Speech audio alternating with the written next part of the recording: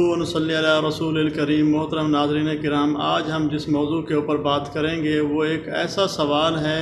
جو ہر خاص و عام کی زبان پر ہوتا ہے، اور وہ سوال یہ ہے کہ ہم لوگ جب نماز پڑھتے ہیں تو نماز پڑھتے وقت آگے اگر ہمارے کھڑکی کے اندر کوئی شیشہ ہے یا کوئی دیوار کے اندر ہے تو اس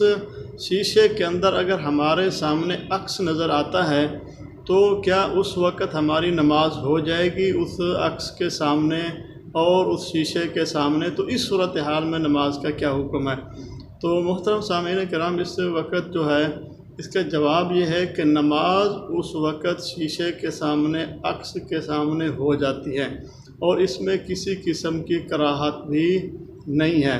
لیکن اگر شیشے کے سامنے یا اس طرح کے عکس کے اندر نماز پڑھتے ہوئے نماز کے خشوع اور خضوع کے اندر اگر کوئی فرق پڑتا ہے، کوئی خیالات ظاہر ہوتے ہیں، تو اس وقت جو ہے پھر نماز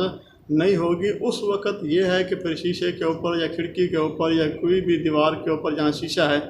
تو وہاں پر کپڑا ڈال کے ہی نماز پڑھنی چاہیے۔ اگر ایسے نماز پڑھتے ہیں اور نماز کے اندر خلل آتا ہے تو پھر اس وقت ہماری نماز نہیں ہوگی، تو ہمیں اس چیز کا اس وقت احتیاط کرنی پڑے گی۔ ویسے اگر نمازی کے سامنے کوئی شیشہ یا عکس آتا ہے اور عکس جو ہے وہ تصویر کے حکم میں نہیں ہوتا، اس بات کا دھیان اور خیال رکھنا چاہیے کہ جو عکس ہے وہ تصویر کے حکم میں نہیں ہوتا، اور جہاں تصویر ہوتی ہے تو وہاں پر تو بالاتفاق ہماری نمازیں نہیں ہوں گی، اس وقت تصویر کو ہٹانا ہی بہتر ہے۔